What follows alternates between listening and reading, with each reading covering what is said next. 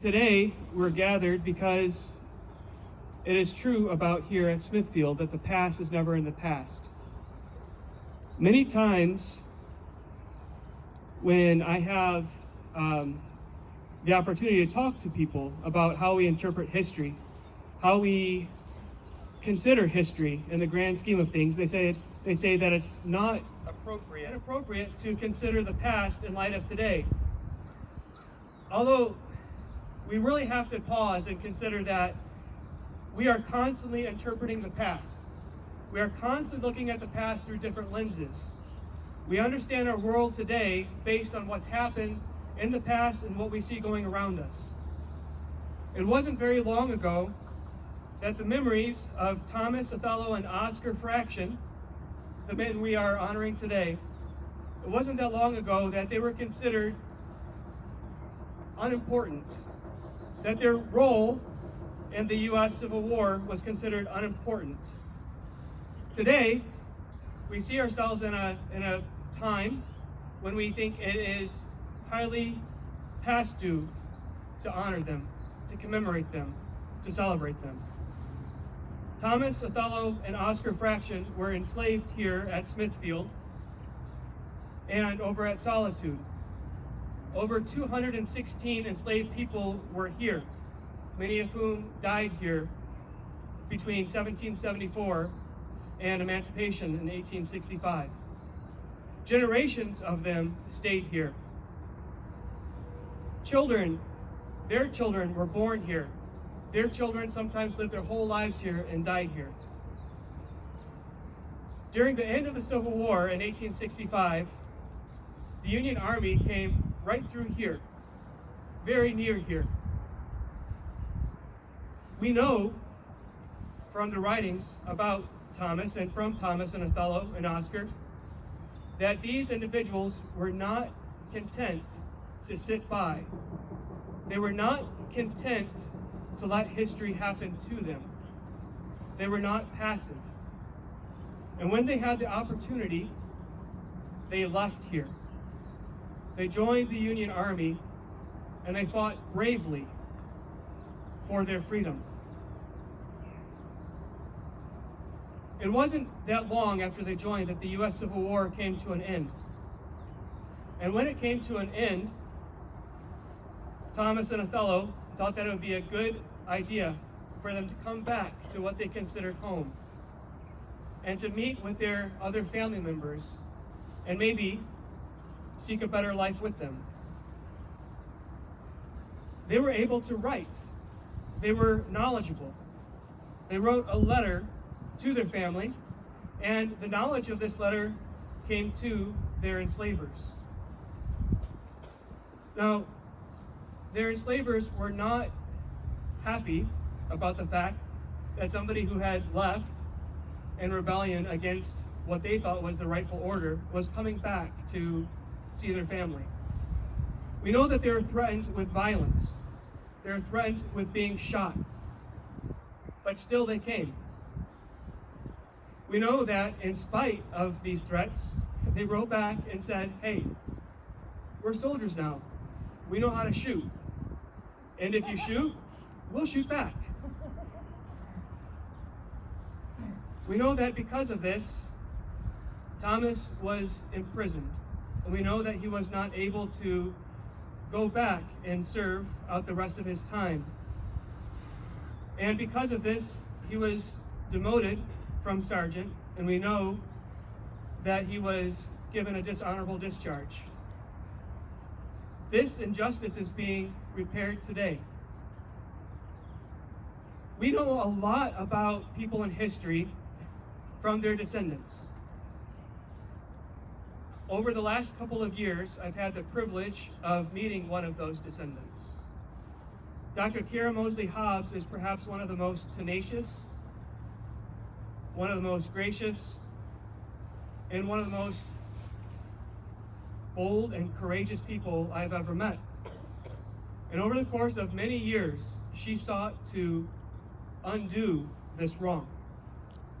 And so today, in the site of where Thomas, Othello, and Oscar were enslaved, and a place where they should rightfully consider to be their home. We say, welcome back to their descendants. We say that this is your home.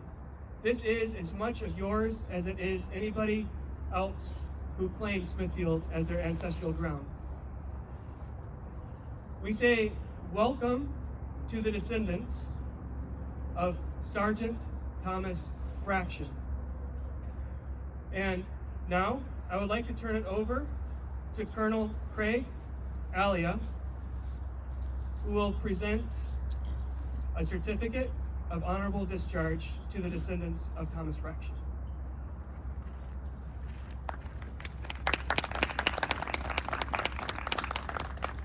Good morning.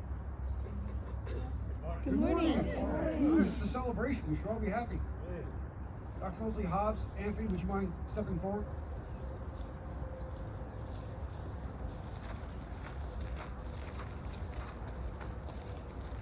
Ladies and gentlemen, we're going to present some awards right now. So if folks want to get pictures, by all means, please move over here so we can get good pictures. Feel free to move around. Again, we're fairly informal here. Cadet Timon Wansell, the president of the Black Cadet Organization, will now present Anthony Hobbs, Sergeant Thomas Fraction, honorable discharge paperwork.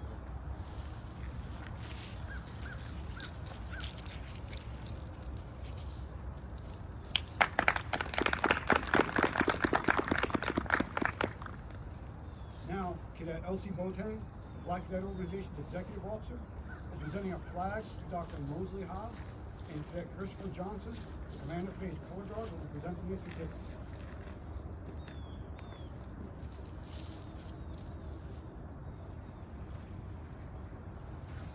The certificate reads, the flag of the United States of America, flown above the upper quadrangle of the Virginia Tech Corps of Cadets in honor of Sergeant Thomas Fraction, in recognition of his honorable service in the United States Army, 1865 to 1866. Ruth Grosley. Signed, Randall D. Fullhart, Major General, Commandant of Cadets, and Craig J. Alley, Colonel, Deputy Commandant of Cadets.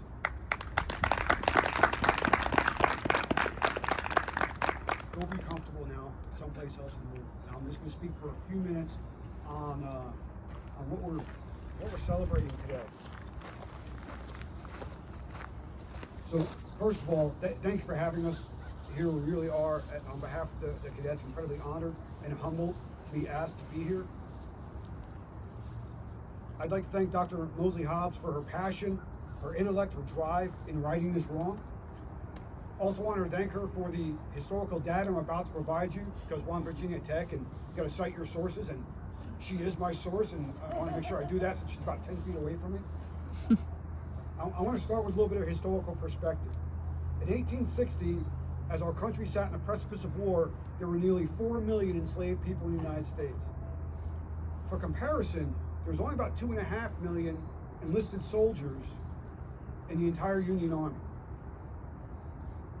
Closer to home, Virginia, with a population of about 1.6 million, had over 550,000 enslaved people in the state. So roughly a third of the state was enslaved.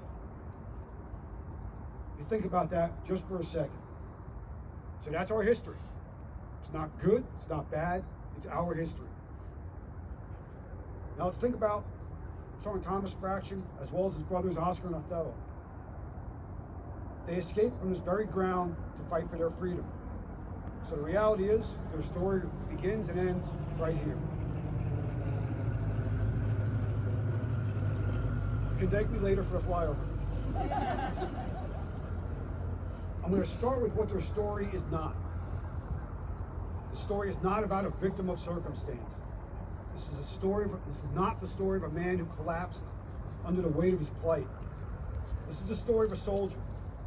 This is the story of a man who refused to be cowed. This is the story of a man who not only faced his oppressors, but fought his oppressors and won. This is the story of a man whose courage, determination, and drive for freedom could not be suppressed even by the most heinous of institutions.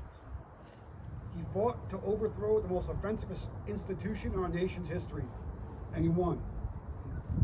In my opinion, today, we're too cavalier with the English language. We throw words around and they lose meaning. Words like oppressed, victim, injured. On the other end, we casually refer to people as heroes, survivors, and brave. We use words so casually that they lose meaning. Because if we use these words for everyday events, then how do you describe Sergeant Thomas Fraction? All of a sudden, the English language fails us. To say he was a victim or a survivor using today's vernacular completely undersells what he faced and what he overcame and what he achieved in his life. It does not do justice to his victory over true oppression. So I'm going to use some terms many of you may not be used to hearing. He was a warrior, a man who was willing to lay down his life for freedom, who was willing to fight for freedom. And not freedom in the abstract terms, but the very his own freedom, the freedom for his family. He was unyielding. He was unyielding in his values and that fight for freedom. He fought and won on the battlefield. He was loyal. He returned here to visit his family and again refused to be cowed by his former owner, the man that had oppressed him for years, and he fought for his family. In short, he was a soldier, a term that has special meaning to me. It means he was a man of character, a man of integrity, a man willing to fight for what he believed in. These are words we don't hear enough today. And ladies and gentlemen, who is Sergeant Thomas Fraction? He was a man we should respect and revere. He was a man who faced adversity that, quite frankly, we can't even imagine. We try to, but we cannot. He was a man who fought for what he believed in. He was a man who I'm ashamed to say I knew nothing about before this event. He's a man who now I deeply respect. I want to thank Dr. Mosley Hobbs for introducing him to me. I think we are all better for knowing him and his story, a story of a courageous and honorable man. I want to emphasize that honorable man because that's what we're celebrating here today. That is 160 years of recognition that's overdue. So again, Dr. Mosley Hobbs, thank you very much for allowing us to participate today. And thank you for all that you've done to right this wrong. And at this point in time, I'll turn it over to Dr. Mosley Hobbs for her remarks. Thank you very much.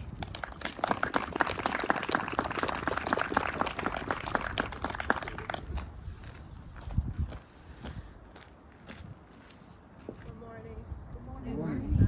If any of you have ever been at an event that I've spoken at before, I don't prepare remarks.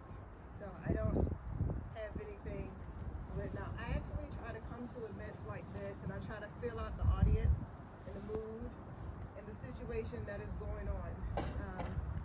And so Ryan's remarks actually inspired something in me because when he started off telling Thomas's story, and the colonel here describing Thomas in terms of brave, valiant, and tenacious, and then for Ryan to use the same words to describe me.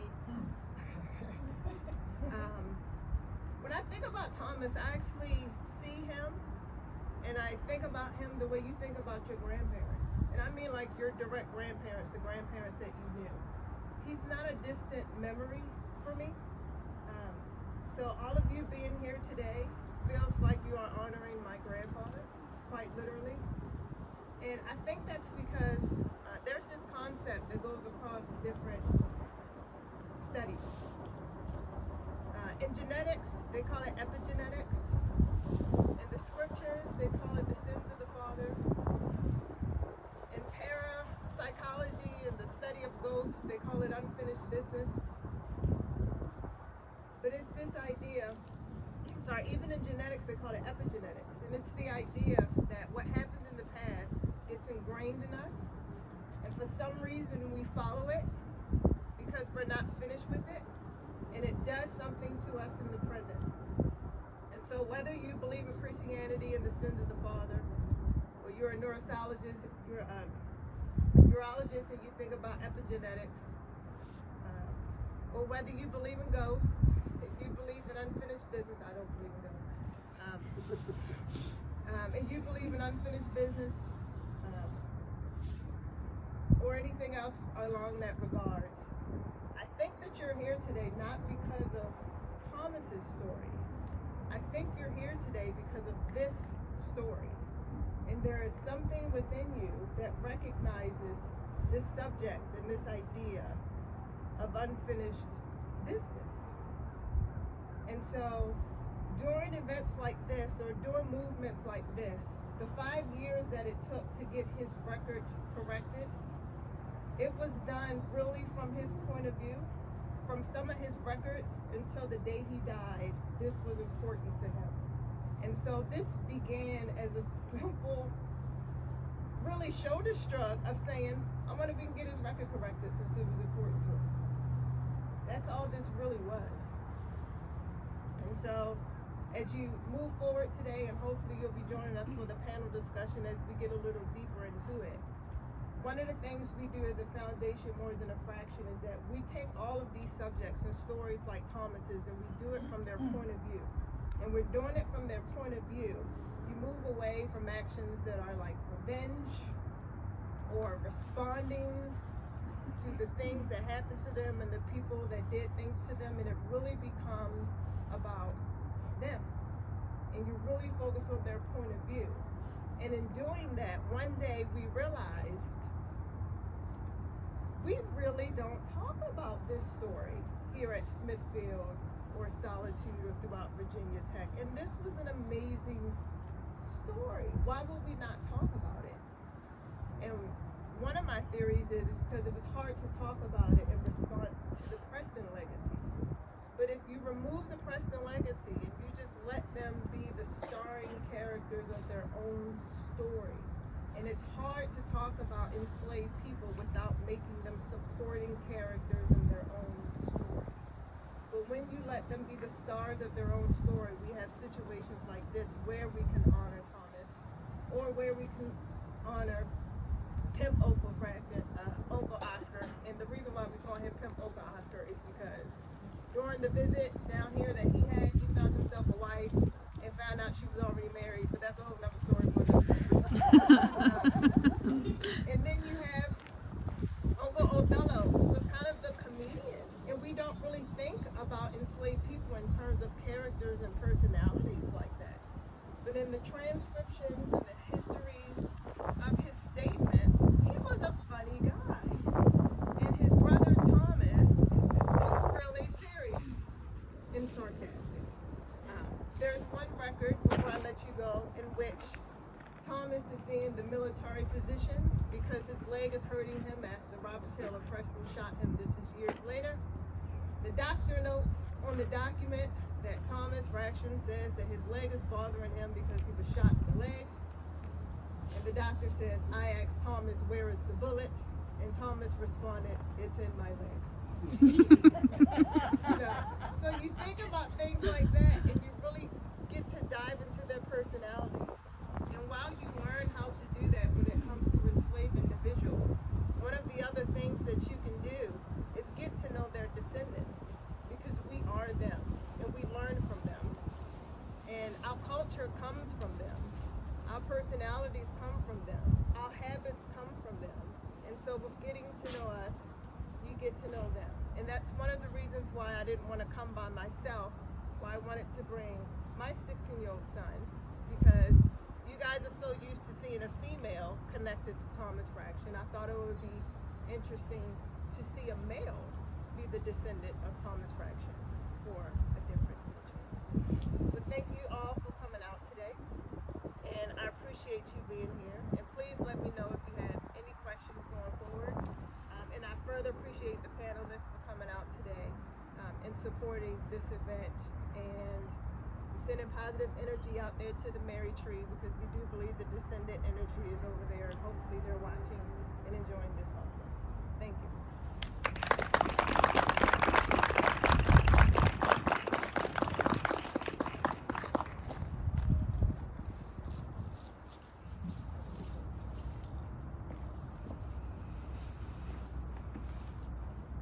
Our technology keeps on going in and out. I apologize for that. I'll attempt to project a little bit just in case. A little bit later, we're going to have a panel at 1:30 down at the pavilion. I would like to invite each of you to join us. We're going to be talking about the role of, the truth of, and some of the lies of the Colored U.S. Infantry during the U.S. Civil War. Our panelists are fantastic, and I hope that you will be able to join us. Before that, I hope that you will take a couple of moments and visit a plaque that we just had installed over by the island in the parking lot. This plaque reads, "In honor of Oscar, Thomas, and Othello Fraction, and those whose names we may not yet know, who escaped slavery at Smithfield and Solitude to fight for freedom in the Union Army during the Civil War. May we honor those who fight for liberty, justice, and the dignity for all people." Those of us who are here, I think, understand the importance of history. And I would like to encourage you to consider the importance of historic places. Here at Smithfield, there is tremendous power to have conversations that can build empathy and understanding. Smithfield, a place where so much pain occurred and where some brilliant ideas were fashioned too, this pain can be reversed here. One of my very favorite museum, mentors once said that museums ought to be safe places for unsafe ideas. He said that when the heart sees, the mind understands. And so I encourage all of you, as we look around the beautiful campus of Virginia Tech, when we look around the beautiful town of Blacksburg and our hills that are covered in hokey orange and red, when we realize that atrocities have happened here, I hope that you'll see Smithfield as a place where you can come, where you can remember, and where you can realize that the human spirit can never be conquered, and that in us is the capacity to be a Thomas or an Othello or an Oscar. And I hope that when you visit, that you will be so inspired to take this very fragile idea of liberty, this evolving idea of liberty, that you'll take this and you will own it, and you will fight for those who continue to be oppressed, that you will not rest until all have the same possibility of living a life full of happiness and a pursuit of things that bring joy. We all deserve that, regardless of heritage, creed, orientation. We all deserve it. And here, I commission you to fight boldly, to fight like hell, like Thomas did, like Othello did, and like Oscar did. The work is not finished. We're in a very interesting point in our history, and so much can be gained. So I encourage you, go forth, fight for liberty, fight for justice, and do it with courage. Thank you for being here.